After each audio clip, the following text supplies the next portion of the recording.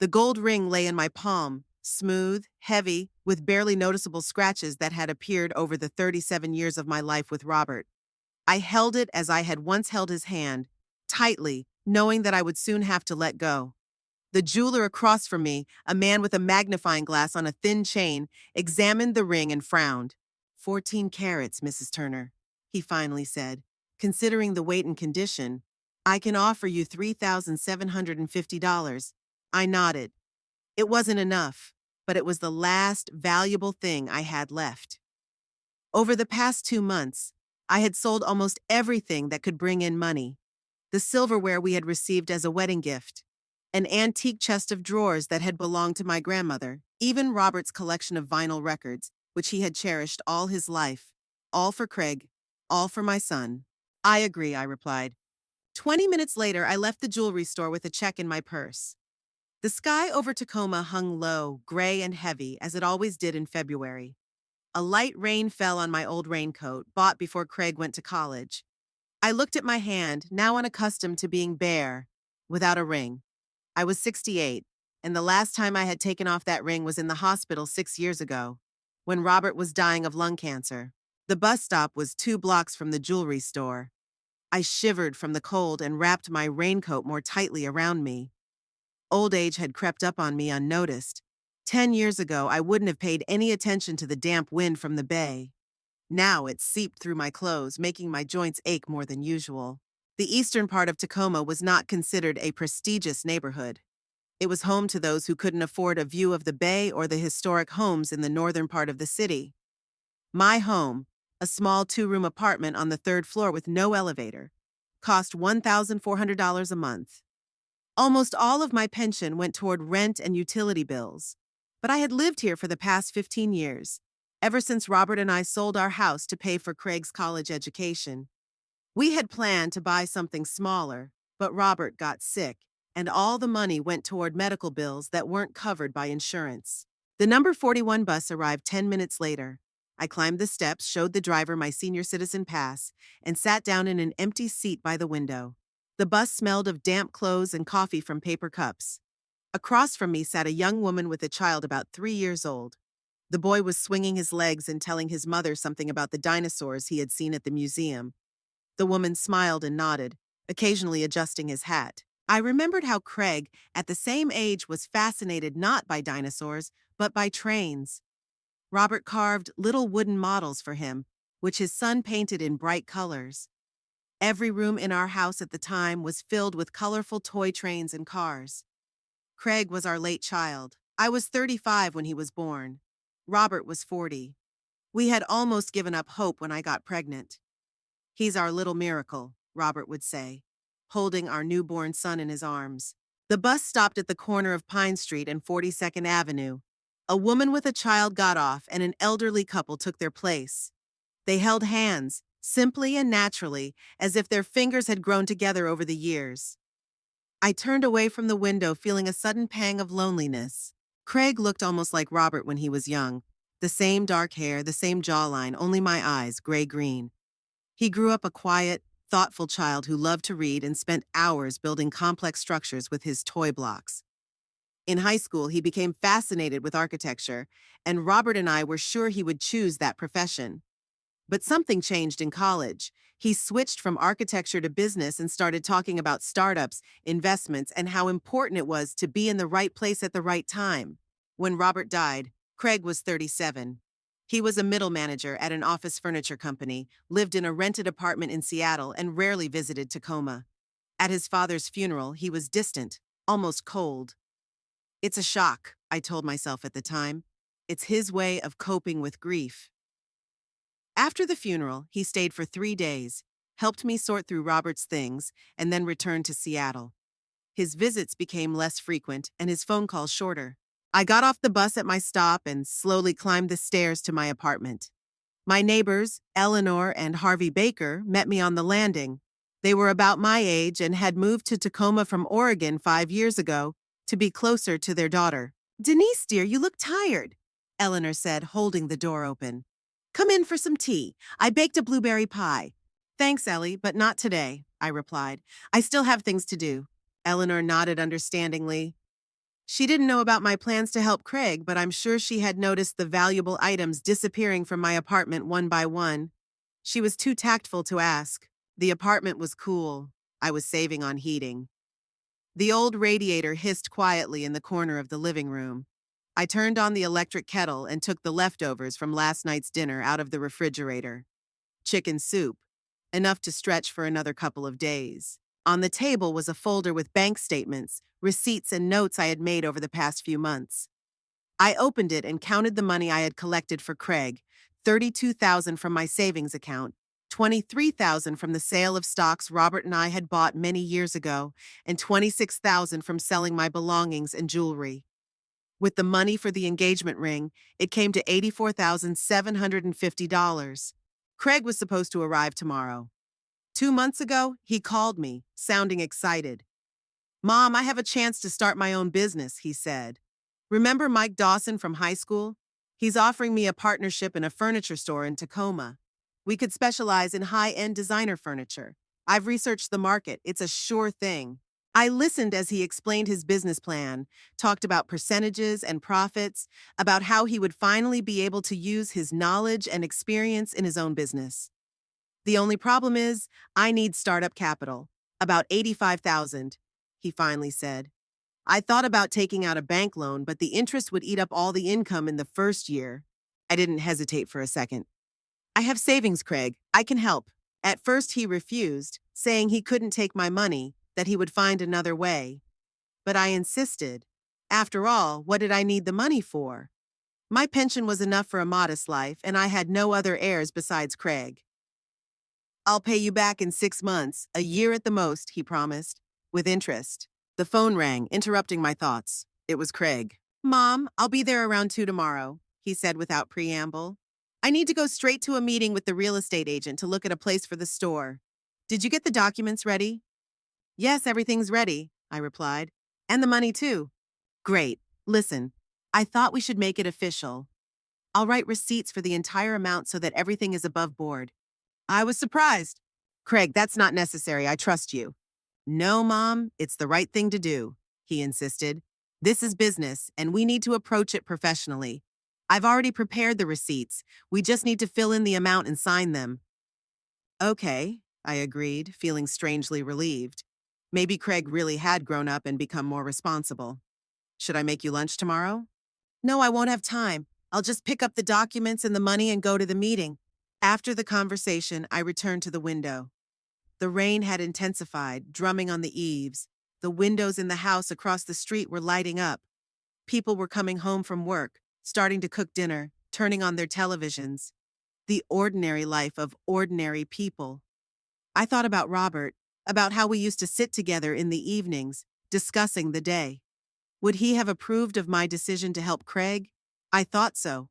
Robert always believed in his son, saw potential in him that others might not have seen. I woke up early in the morning despite a sleepless night.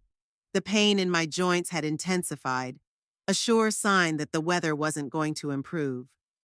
I took a pill, made some coffee, and started getting ready for Craig's arrival. I counted the money again and carefully put it in an envelope. I took my best suit out of the closet, a dark blue one I had bought for Robert's funeral, but had hardly worn since. I wanted to look presentable, like a businesswoman handing over an investment, not an old mother giving away her last savings. Craig arrived at 2 o'clock sharp. He looked good, tanned, fit, wearing an expensive suit I had never seen before.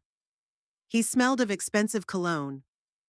He kissed me quickly on the cheek and walked into the living room, looking around as if he were there for the first time. "You've lost weight, Mom," he remarked, sitting down on the sofa and taking some papers out of his briefcase. "You look good." It was a lie. I could see my gaunt face in the mirror, the bags under my eyes from lack of sleep, my gray hair, which I hadn't dyed in a long time to save money. "You look good too," I replied. "Your new job is clearly doing you good." "I quit 2 months ago," he said, without looking up from his papers. "I'm focusing on getting my business off the ground." "But what are you living on?" I asked in surprise. "I had some savings," he said dismissively. "Here are the receipts. I made 3, for 32,000, 23,000, and the remaining amount. It will be more convenient for us when I pay back the debt in installments." He handed me the papers. The receipts were drawn up officially with the repayment dates indicated: 6 months, 9 months, and 1 year. I read each one carefully, then signed them. Craig signed them after me, made copies on a small portable scanner he had brought with him, and gave me the originals. "Now the money," he said in a businesslike tone. I handed him the envelope. He quickly counted the contents, nodded, and put the money in his briefcase. "Thanks, Mom," he said, standing up. "You have no idea how important this is to me. I'll prove that your faith in me is not misplaced." He kissed me again, this time on the forehead, and headed for the door. "Craig," I called after him, "would you like to stay for dinner? I could make your favorite roast." He shook his head. "I can't, Mom. I have a meeting with the real estate agent, and then I have to get back to Seattle. Next time, okay?" And he was gone. I walked over to the window and watched him get into his new black car, another thing I hadn't seen before. He waved at me and drove away. I returned to the table and carefully placed the receipts in a folder. A strange feeling of emptiness came over me.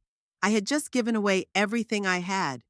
The money Robert and I had saved our entire lives, the money from selling our things, the money from selling the ring, the symbol of our love. And it had taken less than 15 minutes. But I had no regrets. Craig was all I had left, the only person worth living for. And if my money helped him get back on his feet, find his place in life, maybe he would become part of my life again. Maybe he would visit more often, call more than just when he needed something. Maybe he would finally become the son Robert and I had dreamed of.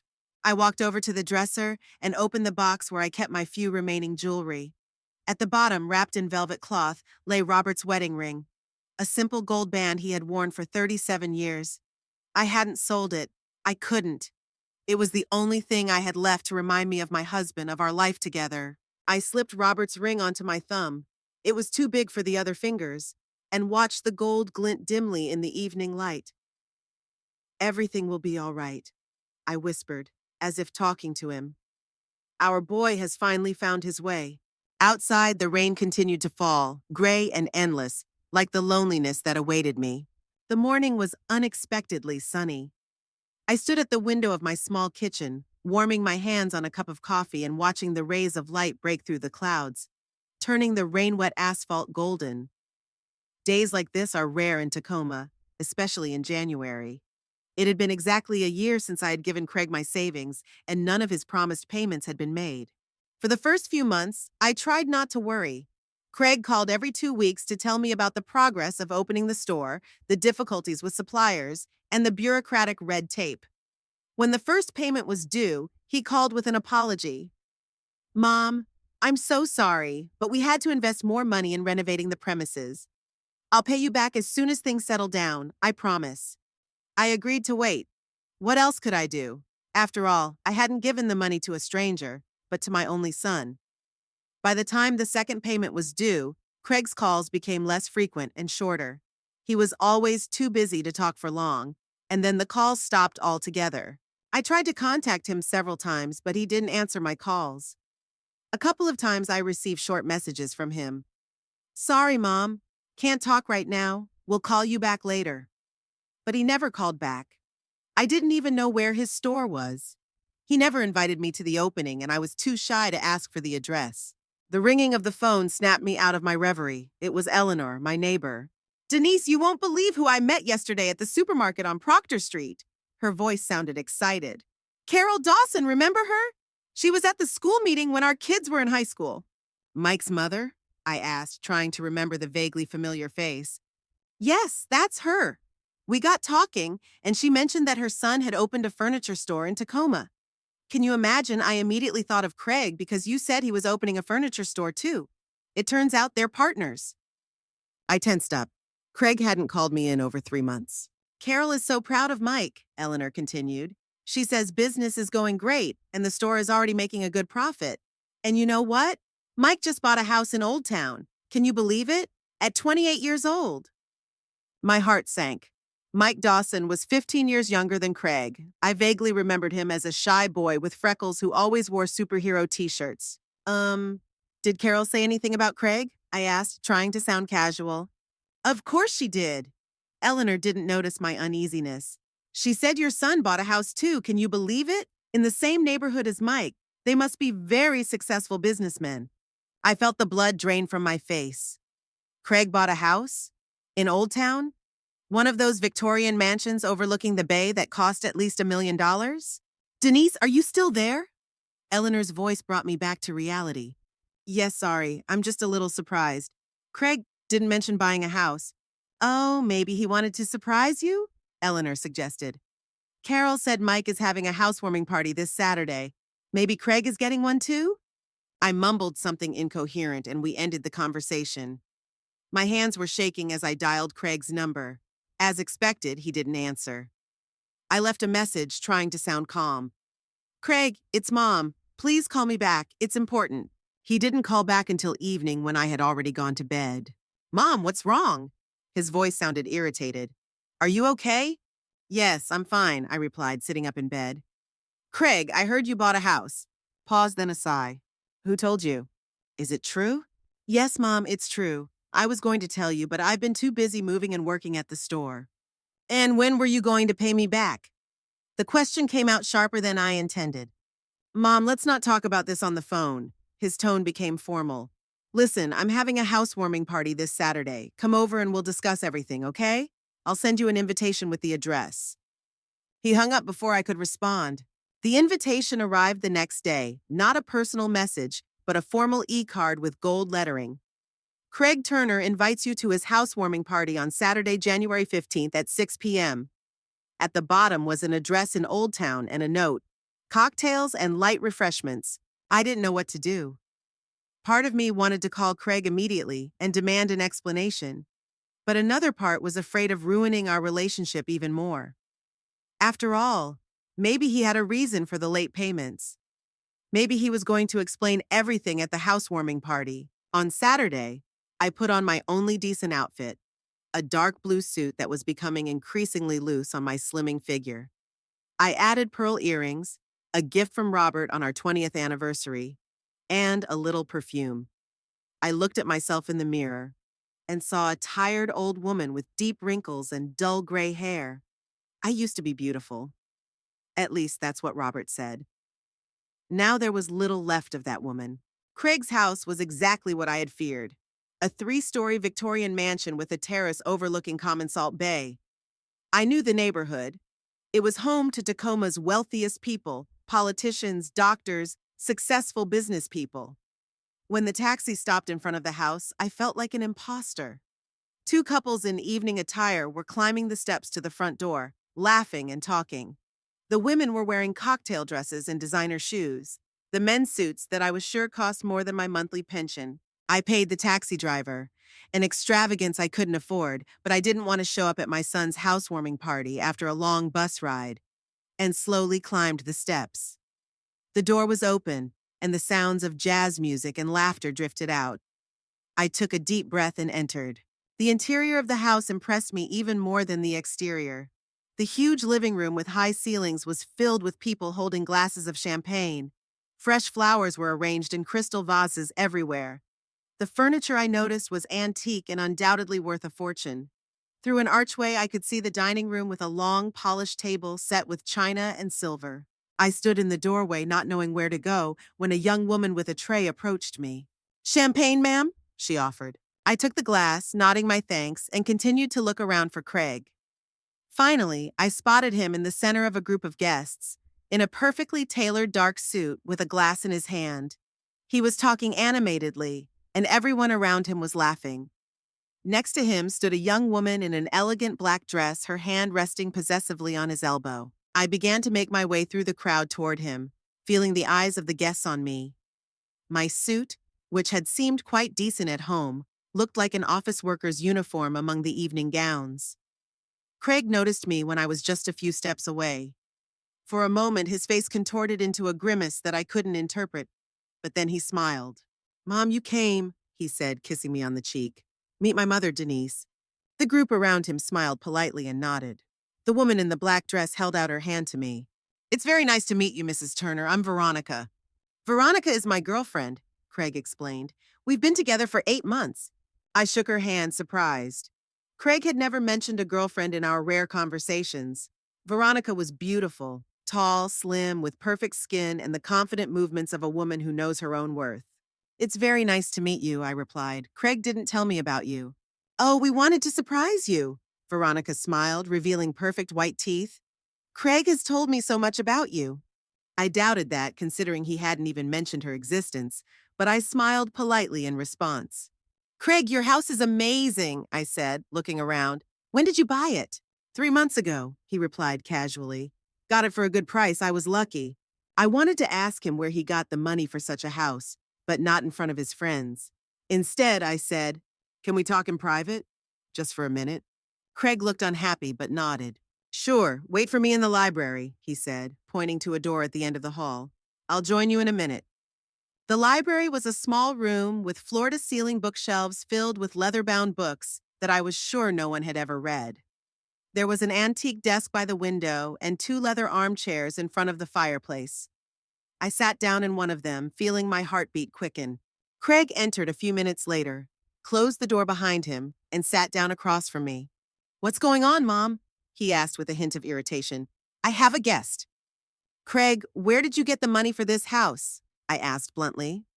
You haven't paid me back a single cent of the $85,000 I gave you.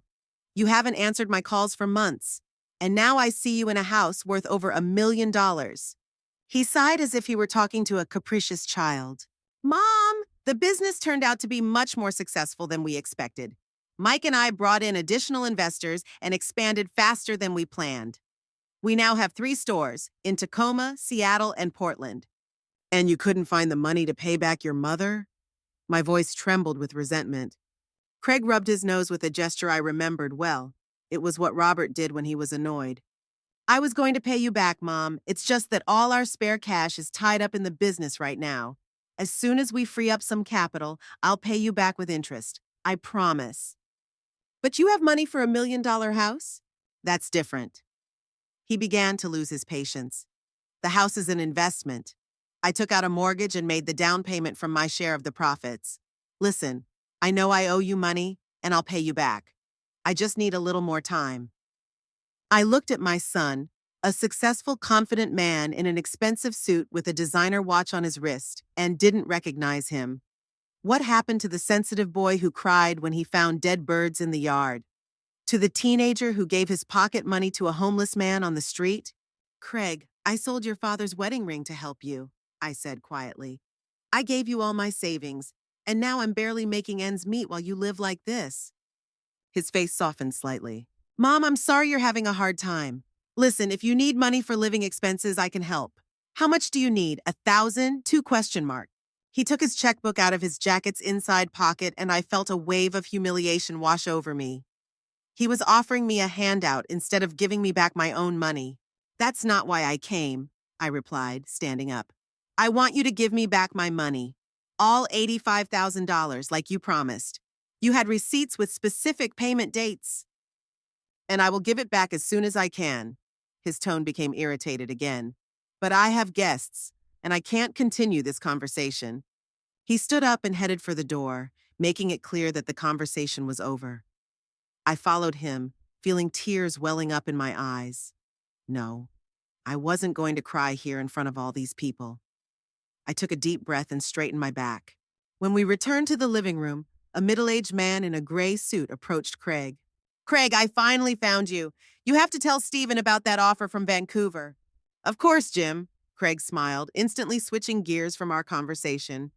Then he turned to me and said, Jim, let me introduce you to my distant relative, Denise. She sometimes helps us around the house. I froze, unable to believe my ears. Distant relative? Helps around the house? I felt the blood rush to my face in humiliation. Very nice to meet you, Jim muttered, barely glancing at me, and immediately returned to his conversation with Craig. I stood there, invisible, while they discussed some business opportunity. Then, without saying a word, I turned and walked toward the exit. Craig didn't even notice I was leaving. It was cold outside, and I realized I had left my coat at home. But I couldn't bring myself to go back. Instead, I walked down the street, wrapping my arms around myself to try to stay warm.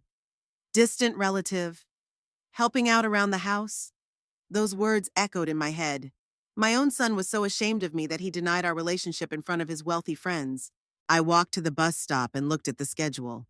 The last bus to my neighborhood was leaving in 20 minutes. I sat down on a bench and stared at the lights of the bay twinkling in the darkness. I remembered little Craig sitting on my lap when Robert and I took him to the ferry. "Look, Mom! Lights!" he exclaimed, pointing to the ships in the harbor. Where was that little boy? What had happened to him? The bus arrived on time, almost empty on this Saturday evening. I sat by the window and watched the elegant houses of the old town give way to more modest neighborhoods and then industrial areas as we approached the eastern part of the city. The transition was as stark as the gulf between my son's life and my own. When I got home, I went straight to the bathroom and stood under the hot shower for a long time, trying to wash away the feeling of humiliation. Then, wrapped in an old bathrobe, I took out the folder with Craig's receipts. 3 sheets of paper, signed by him, confirming that he had borrowed $85,000 from me and promised to pay it back within a certain time frame. A time frame that had long since passed. I looked at those papers and thought about the house I had just seen, about the designer furniture, the antiques, the silver and crystal, about Veronica with her perfect smile and expensive dress, about all that wealth built on money that included my last savings, money from the sale of Robert's wedding ring. A distant relative helps out around the house. Words my son used to describe his mother, the woman who gave him everything. It was a moment of clarity. Craig had no intention of returning the money to me. He didn't feel obligated. In his eyes, I was just an inconvenient reminder of a modest past he was eager to distance himself from. A source of funds to be used and forgotten. I put the receipts back in the folder and tucked it into my desk drawer. Then I walked over to the window and looked out at the city at night. Somewhere out there in the old town, the housewarming party was still going strong. The guests were drinking champagne, laughing, admiring the house and the success of its owner. And I stood here in my small apartment alone, empty-handed and heartbroken. But at that moment, amid the pain and humiliation, something new was born in me. Determination. I would not let my son treat me this way. I would not suffer in silence while he enjoyed a life built on my sacrifices. I would find a way to get back what was rightfully mine. I sat down at the table and turned on my old laptop. It was time to find out what the law said about promissory notes and unfulfilled obligations. My small kitchen was flooded with morning light. January in Tacoma can be deceptively beautiful. The cold sunlight creating the illusion of warmth that isn't really there. I sat at the kitchen table with a folder of documents spread out in front of me. 3 receipts, bank statements confirming money transfers, and records of phone calls with Craig, which I had started keeping after he missed the first payment. Methodically, as Robert had once taught me, I pieced together a chronology of events. My hand trembled as I reread the receipts. Craig's handwriting, confident, with heavy pressure, spelled out the amounts and dates that now seemed like a mockery. I, Craig Turner, hereby agree to repay Denise Turner the sum of $32,000 no later than August 15, 2024. And there was his signature, sprawling with an elaborate flourish at the end that he had practiced in high school to look like a real businessman. I remembered the day he signed those papers, hastily, barely hiding his impatience. At the time, I took his haste as the enthusiasm of a young entrepreneur eager to start his own business. Now I saw it as a sign that he had no intention of repaying the debt even then. The morning mail brought a heating bill, $30 more than last month. I carefully placed it in the pile of unpaid bills, which was growing every day. My fixed income barely covered the rent and the most necessary expenses. I had already canceled cable TV, cut back on groceries, and stopped buying new clothes. The money I had given Craig was my retirement fund, my protection against unexpected medical expenses that insurance didn't cover. Without it, I was living paycheck to paycheck, constantly teetering on the brink of financial ruin. Eleanor called me every day after that fateful housewarming, worried about my condition. I didn't tell her the whole story. The shame was too strong, but she knew me well enough to understand that something was seriously wrong. "Denise," she said to me yesterday, "you have to protect yourself. Whatever happened between you and Craig, remember that you deserve respect." Respect, a word that once seemed self-evident in a mother-son relationship. Now it sounded like an unattainable luxury. I put the receipts aside and opened my laptop. For a week, I had been researching debt obligations, creditors' rights, and statutes of limitations. Site after site, article after article, I gathered knowledge I never thought I would need. According to Washington state law, written debt obligations had a statute of limitations of 6 years. I had enough time. I learned that the Pierce County Small Claims Court handled claims up to $10,000.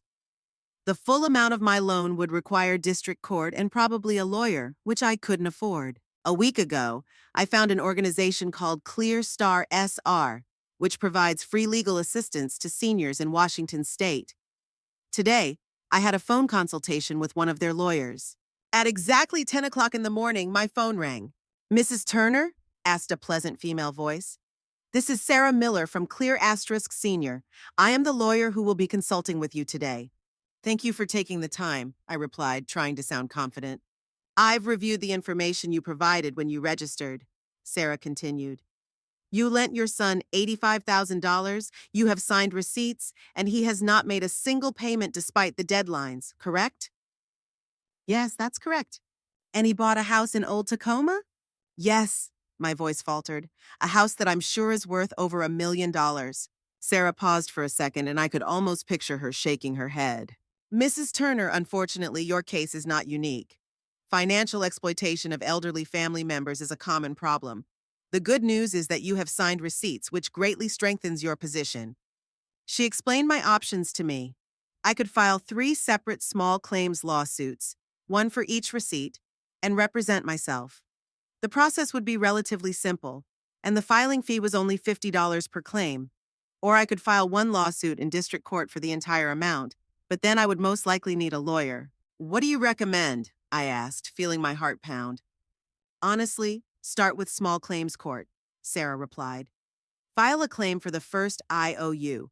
The process is simple, and if your son doesn't show up in court, you'll automatically win the case. If he does show up, you have all the evidence you need." "What if he says it was a gift, not a loan?" This question had been bothering me ever since I started looking into legal action. "The promissory notes speak for themselves," Sarah said confidently. "If it was a gift, why sign a document promising to pay it back by a certain date? Plus, you have a history of previous calls and messages where you asked for the money back. And he didn't deny the debt, he just asked for more time. That strengthens your case." By the end of the conversation, I felt more confident, but I was still hesitant. Suing my own son was something I could never have imagined doing. Even now, after everything that had happened, part of me resisted the idea. "Mrs. Turner," Sarah said before we ended the conversation, "I understand how difficult it is to make this decision when it comes to someone you love. But think of it this way. You're not just protecting your money, you're setting boundaries and demanding the respect you deserve." After the call, I sat motionless, staring out the window at the gray winter sky. Setting boundaries. I'd never been good at that. All my life, I'd put the needs of others before my own. First my parents, then Robert, then Craig.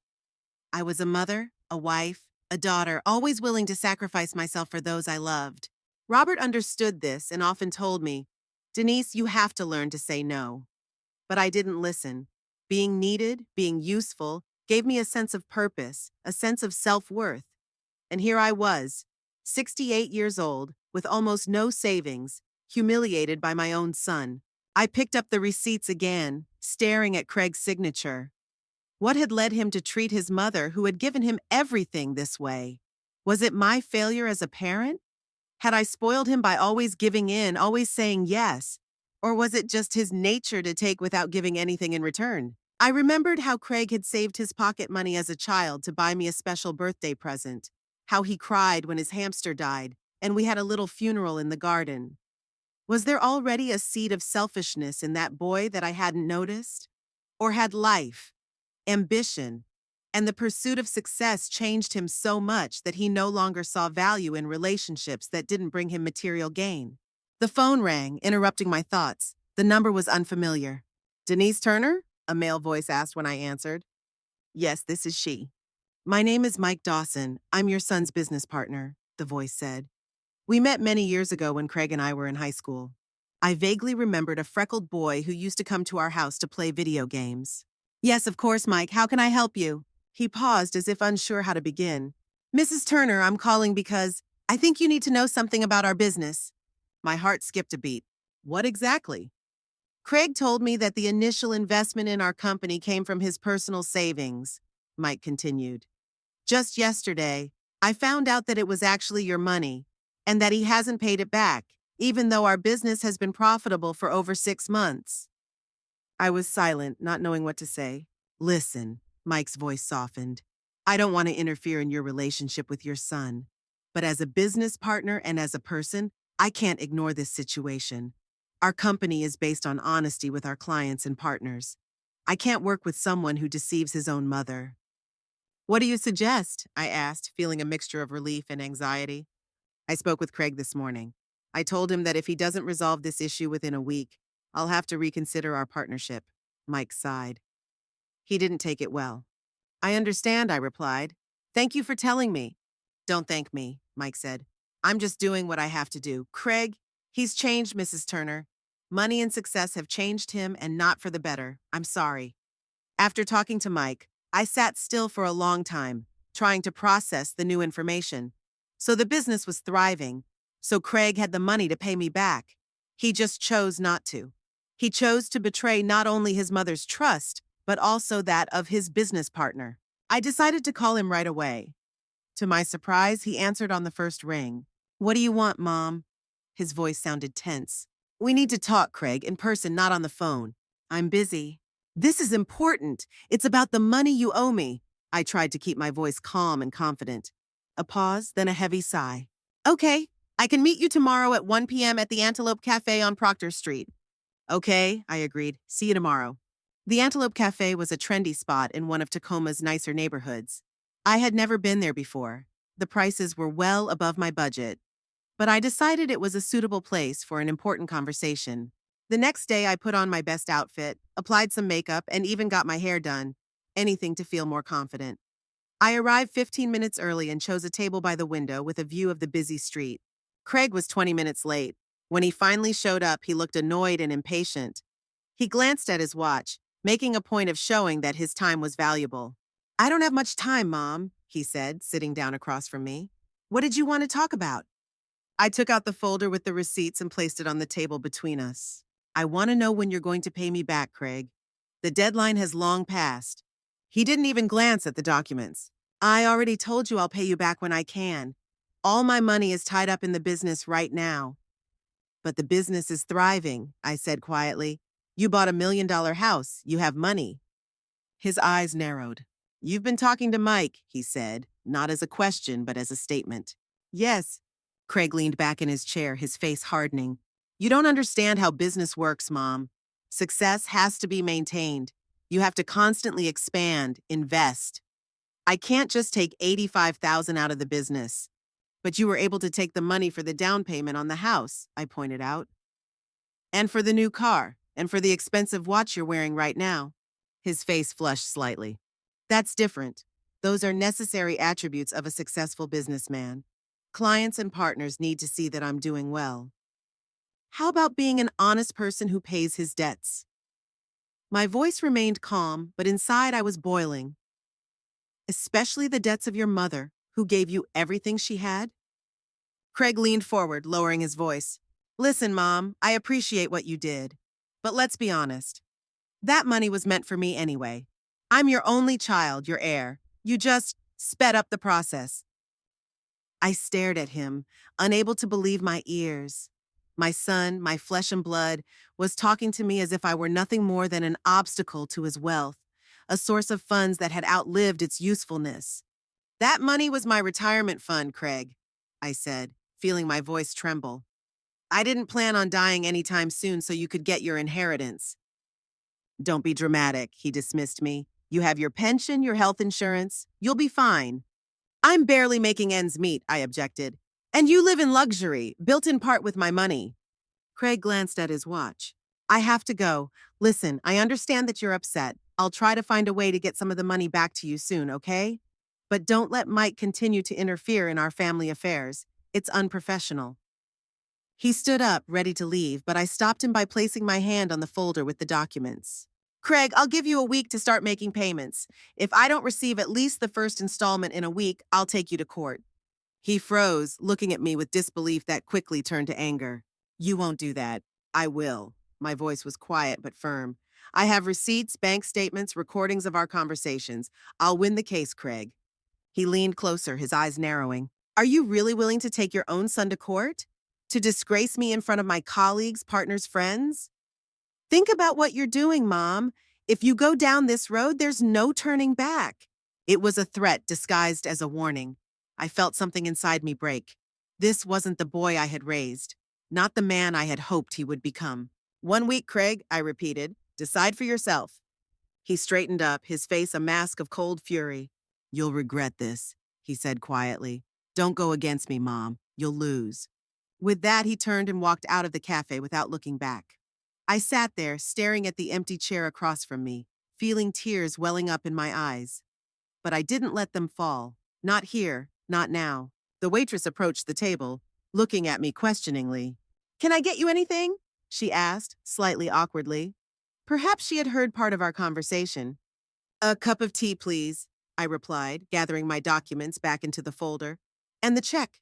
While I waited for my tea, I thought about Craig's words, his threats, and how far he was willing to go to keep my money. I thought about my life, how I had always tried to be a good mother, wife, and daughter, how I had always put the needs of others before my own. Robert was right. I had never been able to set boundaries. I had always been afraid of losing the love of those I loved if I demanded respect for myself.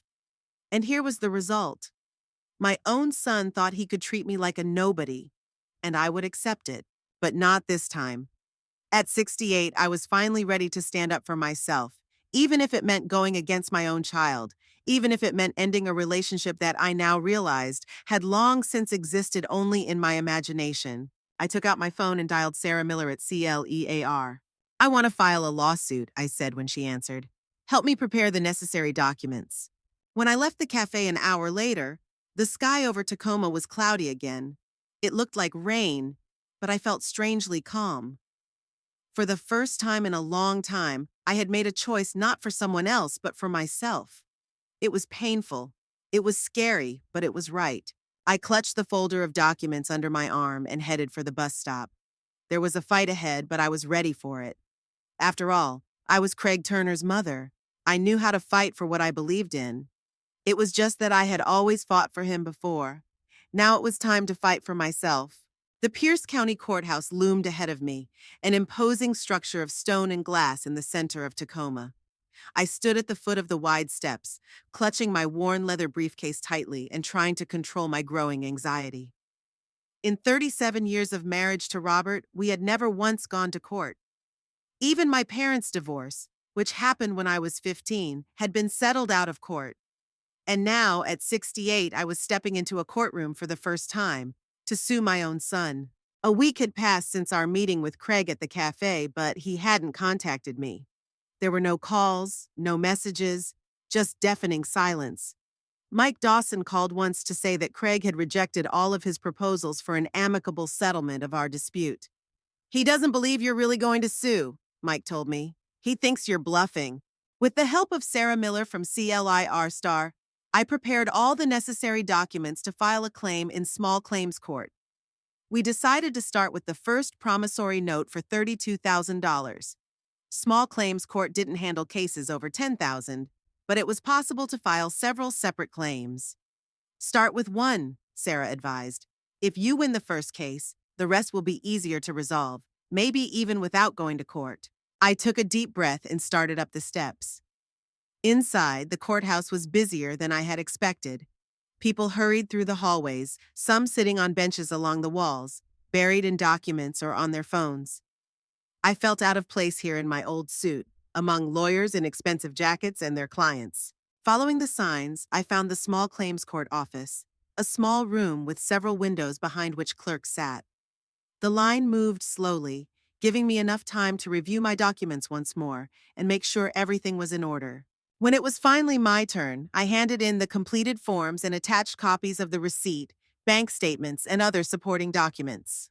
Lawsuit against Craig Turner, the clerk muttered as she looked through the papers. $32,000.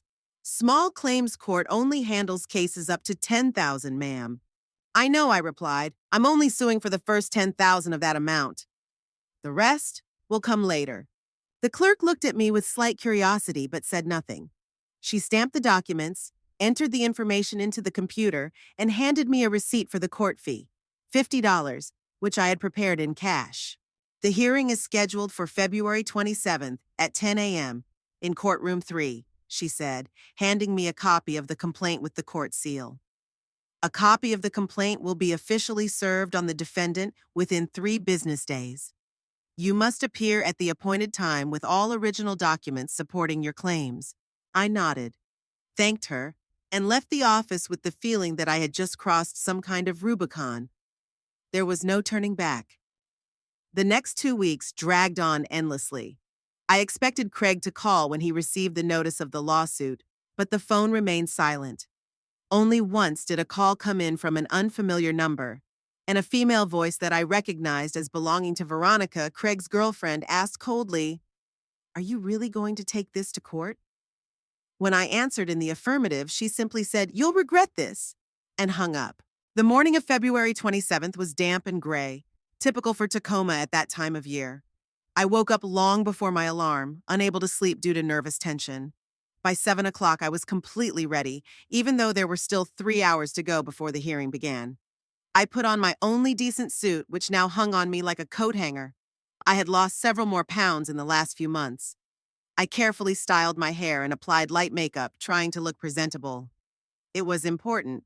I wanted the judge to see me as a respectable older woman, not some crazy old lady hounding her successful son. At 9 o'clock, I left the house and headed for the bus stop. The rain that had been drizzling since morning intensified, and I opened the umbrella that had once belonged to Robert, a large black one with a wooden handle. It was one of the few things of his that I had kept. Sometimes I thought I could still smell his cologne on the fabric of the umbrella. "What would you say now, Robert?" I wondered as I waited for the bus. "Would you approve of my decision to take our son to court?" I didn't know the answer. Robert had always been a peaceful man who preferred to resolve conflicts through negotiation, but he also believed in justice and respect. "Never let anyone treat you like a doormat, Denise," he used to tell me. Not even me. I arrived at the courthouse 45 minutes before the hearing began. This time, I felt a little more confident as I climbed the stairs. At the entrance, I had to go through a metal detector and have my bag searched, a procedure that made me nervous, even though I knew I had nothing to hide. Courtroom number 3 was on the second floor. It was a spacious room with wooden benches for the public, separated by a barrier from the area where the plaintiff and defendant's tables were located, as well as the judge's bench. I sat down on one of the benches in the front row and waited. 10 minutes before the appointed time, I saw Craig enter the courtroom. He wasn't alone. Next to him was a middle-aged man in an expensive suit carrying a leather briefcase, a lawyer. My heart sank. Sarah had warned me that Craig might hire a lawyer, even though it wasn't mandatory in small claims court. Craig noticed me but didn't say hello or even nod. His face was stony, his eyes cold. He walked over to the defendant's table and sat down, quietly discussing something with his lawyer. I tried not to look in their direction, focusing on my documents. At exactly 10 o'clock, the judge entered the courtroom, a short, heavy-set man in his 60s with thinning gray hair and piercing eyes behind thin-rimmed glasses. The clerk announced, "All rise."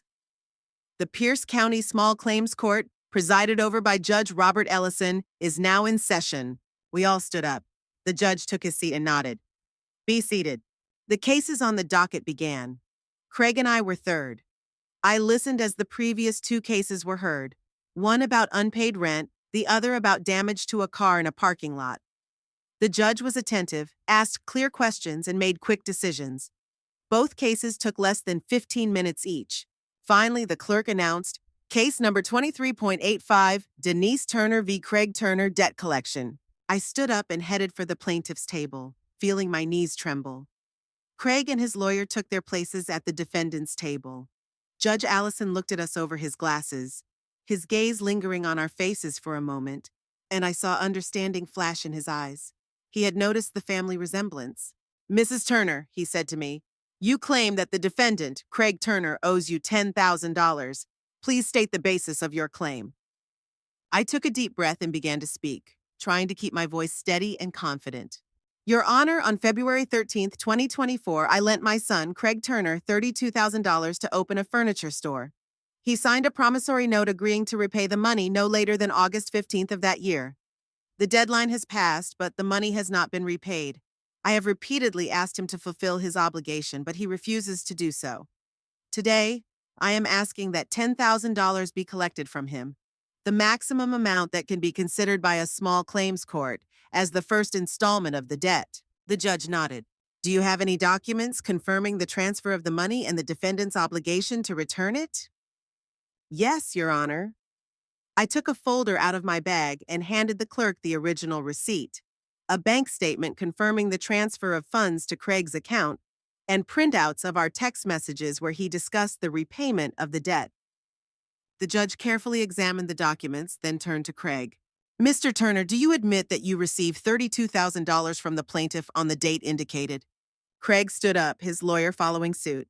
"Your Honor, allow me to introduce myself, James Hawthorne, attorney for the defendant. My client does not deny that he received the specified amount from the plaintiff, but we maintain that it was a gift, not a loan." I felt the blood rush to my face. Was Craig really trying to claim that I had simply given him the money? The judge looked at the receipt, then back at Craig. "Mr. Turner, your signature is on a document that clearly identifies this transaction as a loan with an obligation to repay within a specified period. Do you dispute the authenticity of that signature?" "No, Your Honor," replied the lawyer. "My client acknowledges that he signed this document. However, we argue that the plaintiff insisted on having a receipt drawn up, even though the money was originally given as a gift. Mr. Turner signed the receipt only to appease his mother, but there was a verbal agreement between them that the money did not have to be repaid." The judge raised an eyebrow. "So you are claiming that there was a verbal agreement that contradicted the written document that your client voluntarily signed?" "Yes, Your Honor," replied the lawyer without batting an eyelid. "Such informal agreements are not uncommon in family relationships." The judge turned to me. "Mrs. Turner, was there any verbal agreement between you and the defendant that the money was being given as a gift, despite the signed receipt?" "No, Your Honor," I replied firmly. "This money was clearly a loan. My son himself suggested drawing up receipts, saying that he wanted to do everything by the book, since it was business. I have a witness who can confirm that Craig always referred to the repayment of this money as his obligation." "Who is this witness?" asked the judge. "Michael Dawson, my son's business partner," I replied. "He's in the courtroom." Mike, who was sitting in the back row, stood up when the judge looked in his direction. "Mr. Dawson, please come forward," the judge said. Mike walked forward and stood next to me. Judge Allison asked him to raise his right hand and swear that he would tell the truth. Then the judge asked, "Mr. Dawson, what do you know about the circumstances surrounding the transfer of money from the plaintiff to the defendant?" Mike stood up straight and spoke clearly and confidently. "Your Honor, I am Craig Turner's partner in the furniture business. When we started out, Craig told me that he would provide the startup capital from his personal savings. Only recently did I learn that this money was actually a loan from his mother. Craig never told me it was a gift. On the contrary, when I asked him why he hadn't repaid his mother, even though our business had been profitable for over 6 months, he replied that he would do it when he saw fit. He never claimed that he wasn't obliged to repay the money." Craig shot Mike a look full of rage. His lawyer looked concerned. "Your Honor, Mr. Dawson's testimony is based on recent conversations that may have been misinterpreted due to a conflict between the partners," he said quickly. "We have a counteroffer." "I'm listening," the judge nodded. "My client is willing to pay the plaintiff $5,000 as a gesture of goodwill without admitting any legal obligation in order to resolve this family dispute." I felt my breath catch in my throat. 5,000 instead of 32. And Craig called that a gesture of goodwill? The judge looked at me. "Mrs. Turner, do you accept this offer?" "No, Your Honor," I replied without hesitation. "I ask the court to award the full amount of the claim." The judge nodded and returned to studying the documents. Then he looked at Craig. "Mr. Turner, do you have any documents to prove that the money was a gift and not a loan?" No, Your Honor, Craig replied, speaking for the first time. But my mother never asked me for a formal receipt when she gave me money. She helped me financially many times, paid for college, helped with the down payment on a car. Those were gifts, and she knows that. Is that true, Mrs. Turner? Asked the judge. In part, Your Honor, I replied. I did help my son financially when he was younger. My late husband and I paid for his education, that's true. But that help was within the scope of our parental responsibilities and was never formalized as a loan because it wasn't. This situation is completely different. Craig is a 43-year-old adult man, a successful businessman. He insisted on the receipts, saying he wanted everything to be businesslike. And I didn't just give him spare cash. I sold my husband's and my belongings, including my wedding ring, and gave him all my savings to help him start the business that is now thriving. The courtroom fell silent. I hadn't planned to mention the ring, it just slipped out. Out of the corner of my eye, I saw Mike lower his head, and Craig's face contorted for a moment before becoming impassive again. Judge Allison looked at us both for a long time, then turned his gaze to the documents in front of him. The court will now retire to consider its decision, he announced and stood up. We all stood up. When the judge left, I sat back down on the bench, feeling suddenly weak in my legs. Mike sat down next to me and said quietly, "You did great, Mrs. Turner." Craig and his lawyer remained standing at their table, talking intently. The judge returned after what seemed like an eternity. We stood up again. In the case of Denise Turner v. Craig Turner for the recovery of a debt, the court has reached the following decision, Judge Allison began in an official tone. Having considered the evidence presented, the court finds that there was a clear agreement between the plaintiff and the defendant regarding the loan, as confirmed by a written receipt signed by the defendant. The defendant's claim that there was a conflicting verbal agreement is not supported by any evidence and is refuted by witness testimony. Furthermore, the defendant's conduct after receiving the money, including discussing the repayment terms in text messages, indicates his acknowledgement of his obligation. The judge paused, then continued. The court orders the defendant, Craig Turner, to pay the plaintiff, Denise Turner, the sum of $10,000 plus court costs of $50. Payment is due within 30 days of today. The decision is final and cannot be appealed. The case is closed. He banged the gavel, and I felt a wave of relief wash over me. I had won. The truth was on my side, and the court had recognized it. Craig stood motionless, his face pale. His lawyer leaned toward him, saying something, but Craig didn't seem to be listening. His gaze was fixed on me, and in that gaze I saw a mixture of anger, disbelief, and perhaps a hint of shame. I gathered my documents and turned to leave. Mike shook my hand and said he had to go but would call me later. I nodded and headed for the courtroom exit. Craig caught up with me in the hallway. His lawyer was not with him. "Are you happy?" he asked quietly, but with such venom in his voice that I involuntarily took a step back. "You just destroyed our family for money." "I didn't destroy our family, Craig," I replied, trying to sound calm, even though my heart was pounding like crazy. "You did that when you decided you could cheat your mother and pass me off as a distant relative to your rich friends." "You don't understand," he raised his voice, and several people passing by turned their heads in our direction. "This lawsuit could damage my reputation, my business. What do you think our clients and partners will say when they find out that my own mother is suing me? And how do you think I felt when my son, to whom I gave all my savings, introduced me as a maid?" My voice trembled, but I continued to look him straight in the eye. "I didn't want to take this to court, Craig. I asked you to pay back the debt. I begged you. You chose to ignore me." He shook his head, his lips pressed into a thin line. "This isn't over, Mom. You won the battle, but you'll lose the war. I won't let you take the rest of the money." "I don't want to fight you," I said wearily. "I just want what's rightfully mine. The money I earned with my own hard work, the money from selling your father's wedding ring." At the mention of the ring, his face softened for a moment, but then hardened again. "If you file another lawsuit, I'll fight to the end. I have resources you don't have. I'll hire the best lawyers, I'll drag the case out, I'll do everything I can to make sure you don't get a penny more." I looked at him and didn't recognize him. Where was the boy who cried when he skinned his knee and whom I comforted? The teenager who dreamed of changing the world for the better? What had turned him into this cold, calculating man, willing to threaten his own mother? "What happened to you, Craig?" I asked quietly. "When did money become more important to you than your family?" He didn't answer my question. Instead, he said, "I'll send you a check for $10,500 within a week. After that, don't call me, don't write to me, don't come to my house or my store. You no longer exist to me." With that, he turned and walked quickly down the hallway without looking back. I stood there watching him go, feeling the tears finally break through and roll down my cheeks. Several people passing by gave me sympathetic looks, but no one stopped to ask if I was okay. I slowly left the courthouse and sat down on a bench in front of it. The rain had stopped, but the air was damp and cold. I took my phone out of my bag and called Eleanor. "I won the case," I said when she answered. "Oh, Denise, I'm so happy for you."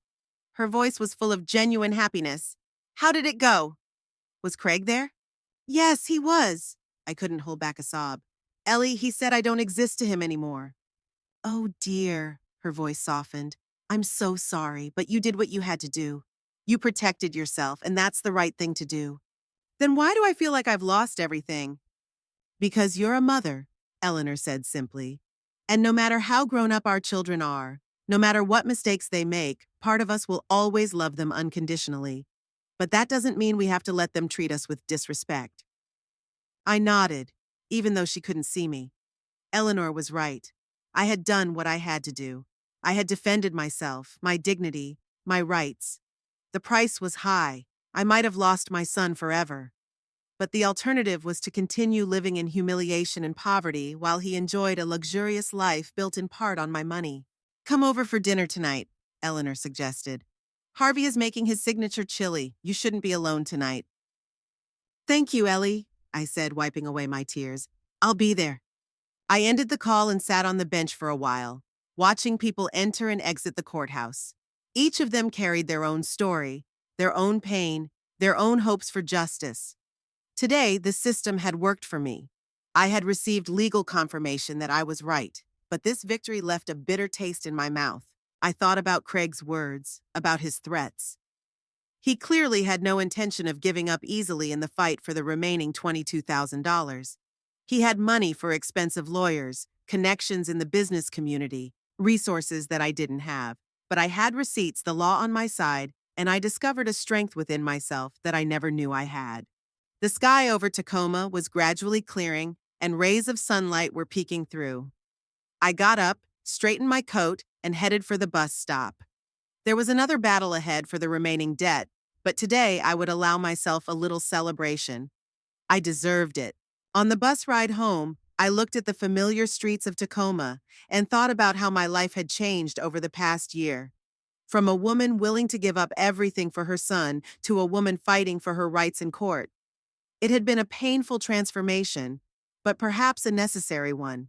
The Denise Turner who sold her engagement ring to help her son still existed inside me. But now there was another Denise living alongside her, the one who would never let anyone, not even her own child, treat her with disrespect again.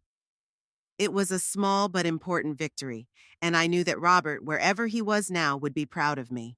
The check for $10,050 arrived exactly 1 week after the trial. It was a plain white envelope with no return address, containing the check and a small note typed on a computer, as ordered by the court. No signature, no other words. I stared at that piece of paper for a long time, representing both my victory and my loss. $10,000 is a significant amount for me, living on a modest pension. And at the same time, it was a bitter reminder that my own son had chosen to pay what the court had decided, but not what his conscience told him to do. The next day, I took the check to the bank. The teller, a young woman with bright blue hair and a friendly smile, checked the document and asked how I wanted to dispose of the money. "Put it in my account, please," I replied. "All $10,050. "Wow, that's a lot of money," she remarked as she entered the details into the computer. "Are you planning to buy something special?" I smiled faintly. "Number, it's a debt repayment." She nodded without asking any more questions, for which I was grateful. As I was heading for the exit, I heard her call after me. "Mrs. Turner, congratulations on paying off your debt. Not all debts get paid back, you know. I turned around, surprised by her insight. Thank you, you're right, not all of them do. As I left the bank, I felt a strange sense of relief. It was as if the weight I had been carrying inside me since Craig moved in had been lifted a little.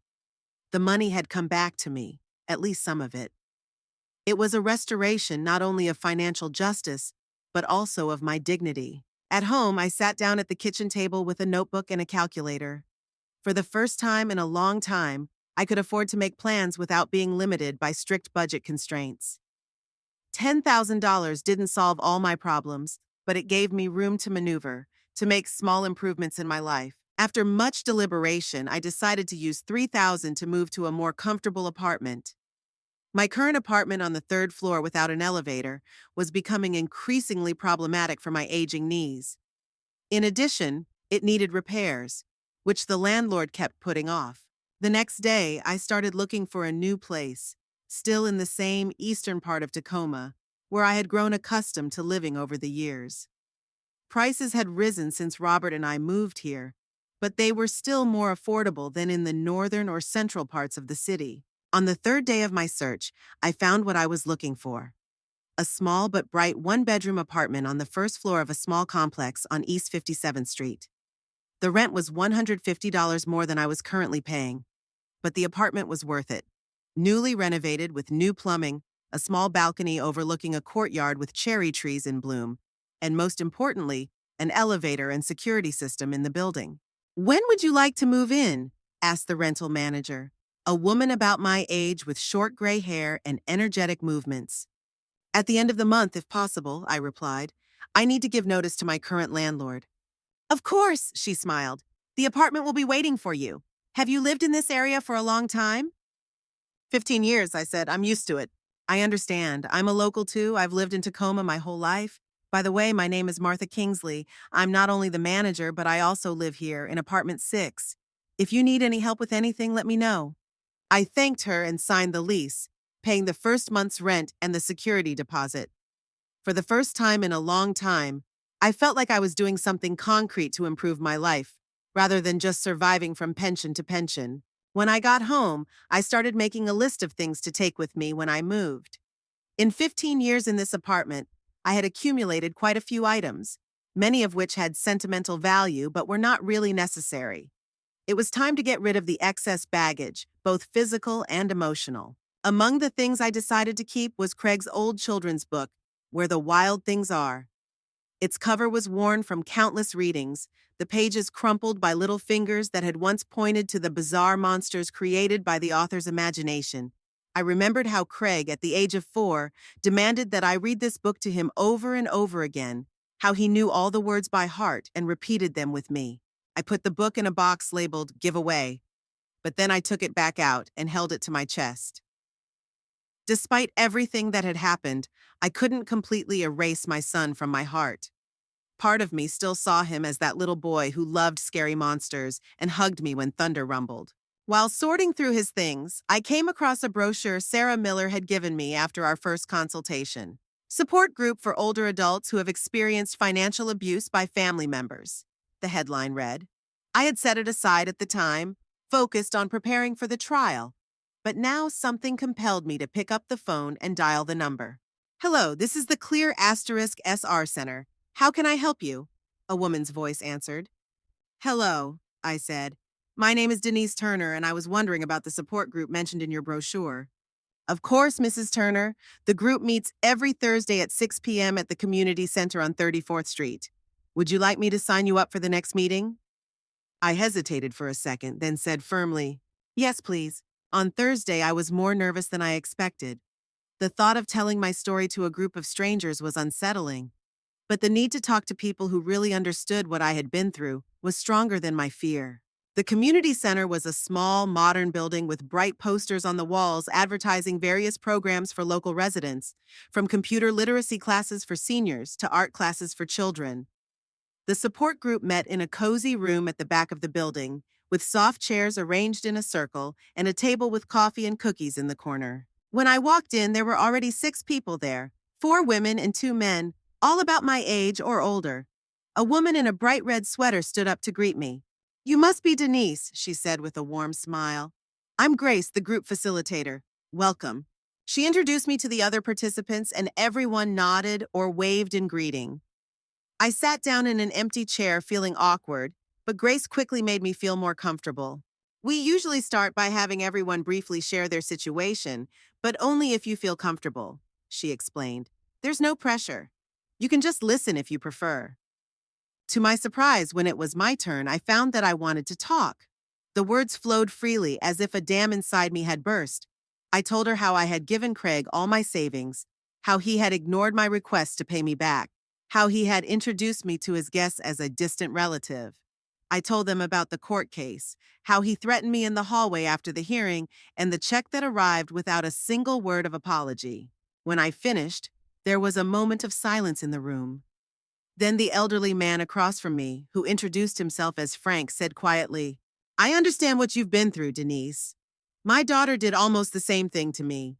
She took money from my grandson's medical treatment, and then I found out that there was no treatment. She bought a new car. When I asked for the money back, she said I was losing my mind and that I never gave her that kind of money. One after another, stories unfolded in that room. Stories of betrayal, manipulation, emotional and financial abuse by the people closest to them. I listened with growing understanding that my situation, though painful, was not unique. All these people had gone through similar trials and found the strength to fight for justice and dignity. The hardest part, said a woman named Eleanor, gray-haired and frail but with a fire in her eyes, is overcoming the guilt. We were taught our whole lives that parents should sacrifice everything for their children. But no one told us that there comes a time when you have to set boundaries, when you have to say no. And when we finally do, the guilt can be paralyzing. I nodded, recognizing my own thoughts in her words. I still ask myself where I went wrong as a mother, I admitted. What did I do wrong to raise my son to be this kind of person? Grace shook her head. Denise, that's a very common reaction, but it's important to understand that adult children make their own choices. We can give them love and education, values, but ultimately they decide who they want to be. You are not responsible for your son's choice to deceive you. After the meeting, I felt a strange sense of relief, as if the weight I had been carrying inside me had been lifted a little. I wasn't alone in my pain, in my struggle. There were others who understood, who had gone through the same thing and survived and come out stronger. The move to the new apartment took place on the last day of the month. Eleanor and Harvey helped me with the boxes, and Martha, my new landlady, turned out to be not only friendly but also practical. She had already prepared a list of local services and shops with addresses and phone numbers, and she installed a new lamp in the bedroom, noticing that the lighting there was dim. We older people have to stick together, she said, winking at me. Especially women. The world isn't always kind to us. As I unpacked my things in my new apartment, I felt a strange sense of newness, almost like when Robert and I moved into our first home together. Back then, we had so few possessions, but so many hopes and plans. Now I had more things, but less time ahead of me. And yet something of that sense of anticipation had returned, the feeling that life wasn't over, that there could still be new beginnings ahead. I arranged the few photos I had left: Robert on our wedding day, Craig at his high school graduation, my parents at a picnic many years ago. The past wasn't gone. It would always be a part of me. But now I look to the future with a new sense of purpose. Over the next few weeks, I continued to attend the support group every Thursday. Gradually, I began not only to share my story, but also to listen to others and offer advice based on my own experience. Grace noticed this and took me aside after one of the meetings. Denise, you have a gift, the ability to listen and really hear people, she said. Have you ever thought about volunteering at our center? We always need people who can support those who are just starting their journey to recovery. I was surprised by her offer. But I don't have any special training, I objected. I'm just like them. That's exactly what makes you valuable, Grace smiled. You speak their language. You understand their pain from the inside. Of course, we provide training for all volunteers, but the most important thing is empathy and the personal experience you have. I promised to think about her offer, and deep down, I already knew I would accept. The idea of helping other elderly people, especially women who had been betrayed by their loved ones, gave me a new purpose, a new meaning. 3 months after the trial, I received another envelope with no return address. Inside was a check for the remaining $22,000 and a short handwritten note. Debt paid in full. KT. I stared at the signature for a long time. Not Craig, just his initials, as if he were signing a business document rather than a letter to his mother. No, I'm sorry, no mom, just a business transaction. I felt a familiar pain in my heart, but it wasn't as sharp as before. Time hadn't healed the wound completely, but it had made it more bearable. The next day, I took the check to the bank and deposited the money into my account. Now I had savings again. Not as much as before, but enough to provide some financial security at my age. "You look well, Mrs. Turner," remarked the same blue-haired teller who had served me last time. "More peaceful, perhaps." I smiled. "I feel better. Thank you."